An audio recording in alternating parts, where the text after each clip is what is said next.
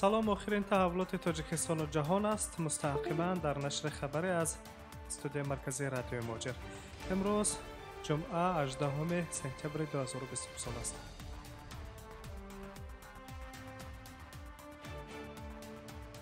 пардохти пешакӣ барои хориҷиёне ки барои кор ба Русия меоянд 5 сол боз вуҷуд дорад. ба ин гирифтани патент барои кор ғайриимкон аст. дар ин бора як манбаи огоҳи мақомоти ҳифзи ҳуқуқ ба ТАСС хабар додааст.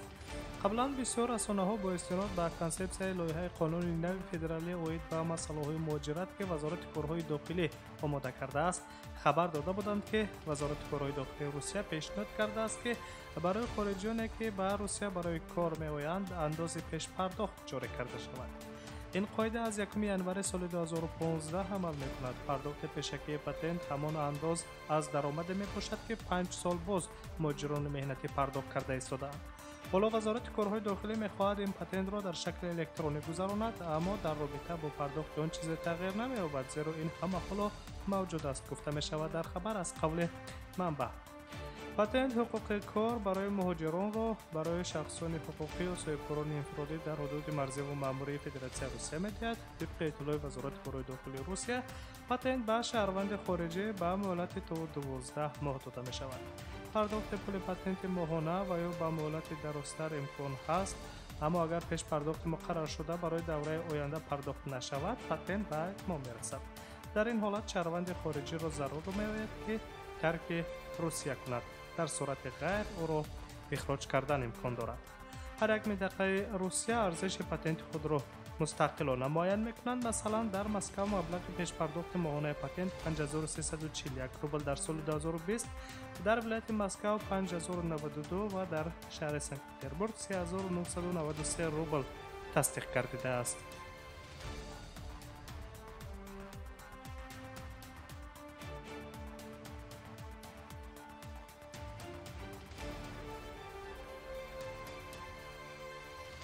мавзӯи дигар, хабарҳои рӯзро мустақиман идома медиҳем.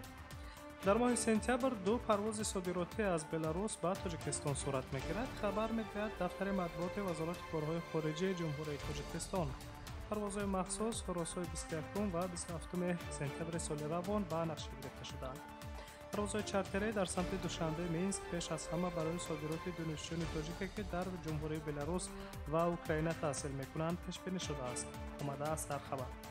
вазорати корҳои хориҷӣ инчунин тавзеҳ медиҳад ки барои хариди чиптаҳои ҳавопаймоӣ дар хатсайри Душанбе, Минск шаҳрвандон метавонанд мустақиман бо ширкати ҳавопаймоии Somolет ки ҳамлу нақлро ба ӯҳда дорад тамос гиранд. ҳамчунин илова мегардад ки барои вуруд ба Тоҷикистон мусофирон бояд шаҳодатномаи набудани коронавирусро ки тавассути таҳлили ПТР ба даст омадааст дошта бошанд ки на камтар аз 96 соат ё худ 4 рӯз пеш аз омадан ба ҷумҳурӣ дода шудааст. ҳамчунин ёдовар мешавем ки барои баргардонидани шаҳрвандони хоҳишманд аз Русия, мақомоти Тоҷикистон дар ҳамоҳангӣ бо ҷониби Русия ва ширкати ҳавопаймоии ватании Somolет иҷозати анҷоми 71 парвозро то охири моҳи сентябр доданд ки ҳар рӯз 3 то 4 парвозҳои содиротии чартерӣ аз Москав ва дигар шаҳрҳои калони Русия ба Тоҷикистон анҷом дода мешавад.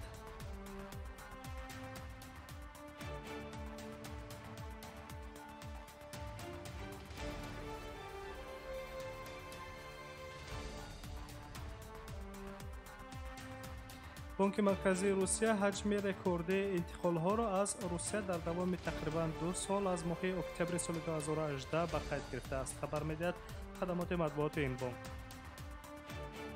қайд карда мешавад ки моҳи июни соли 2020 аз Русия $837 миллион ба хориҷа интиқол доданд. ҳамзамон қисми зиёди ин маблағ, яъне $686 миллион ба кишварҳои Иттиҳоди Давлатҳои Мустақил фиристода шудааст. $152 миллион дигар аз Русия ба кишварҳои хориҷи дур интиқол ёфтаанд. ҳангоми тартиб додани омор, мутахассисони бонки марказии Русия интиқолҳо тавассути низомҳои пардохти Western Union, Золотая корона, Unistream, Контакт, Близко то моҳи апрели соли 2020 ба инобат гирифтанд. ёдовар мешавем ки ҳаҷми интиқолҳо ба хориҷ моҳи март коҳиш ёфта, моҳи апрели соли 2020 ба ҳад ақал расида то $302 миллион коҳиш ёфт. کاهش انتقال پول از پاندمی جهانی کرونا ویروس، بسته شدن مرزهای دولتی در سراسر جهان، جاری گردیدن قرنطینه و بازداشتن فعالیت بسیاری کارخانه‌ها تاثیر رساند. در نتیجه این چاره‌ها به بسیاری مهاجران مهنتی از کار خود محروم گردیدند.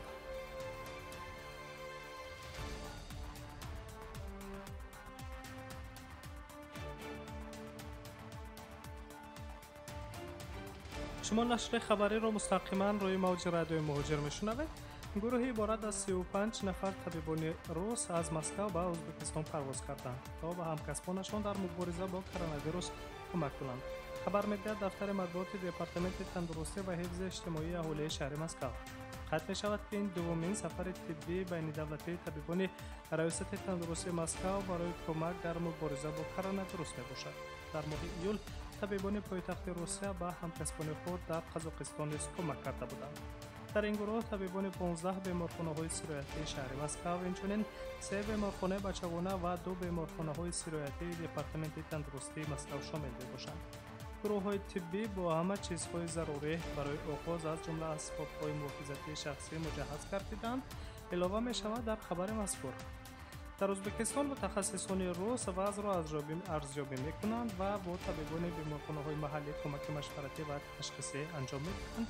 گروه‌ها به بیمارخانه‌ها تشریف آورده در کارهای تشخیصی و طبابتی و روند نظارت حالت‌های سانیتاری و اپیدمیولوژی در مؤسسه‌های تندرستی جمهوری ازبکستان کمک می‌رسانند. در همین حال خود رسان می‌کنیم که مقامات ازبکستان اعلام داشتند که وضع اپیدمیولوژی در این کشور امکان دست می‌دهد که از یکم اکتبر مرزهای دولتی با دیگر کشورها گشوده شوند. در نظر داشته شده است که در این روند گزارش از مرزهای دولتی ازبکستان طریق واسطه‌های نقلیات، راه آهن و هوایی بعد از یکم اکتبر همین سال امکان پذیر می‌گردد.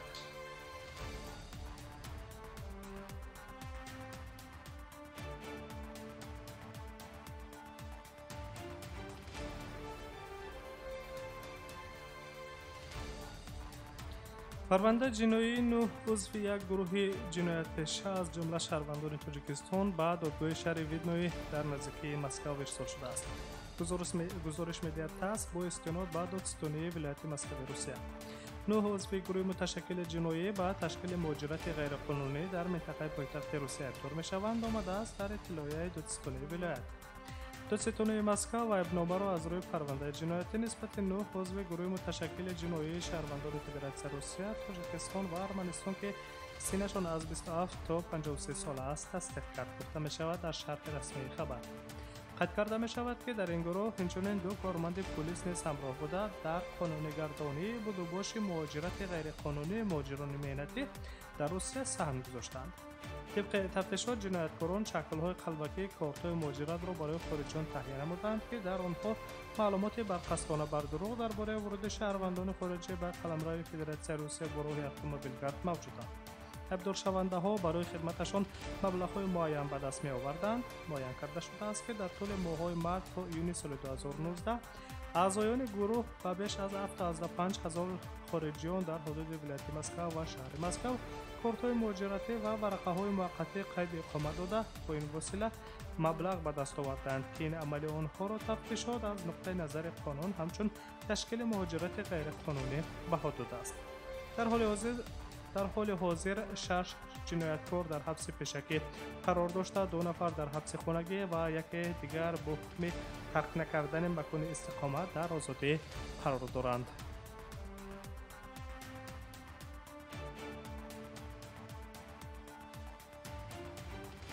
تفصیل آخرین خبرهای تاجیکستان و جهان را مستقیما روی موج رادیو مهاجر شنیدید. سلامت باشید.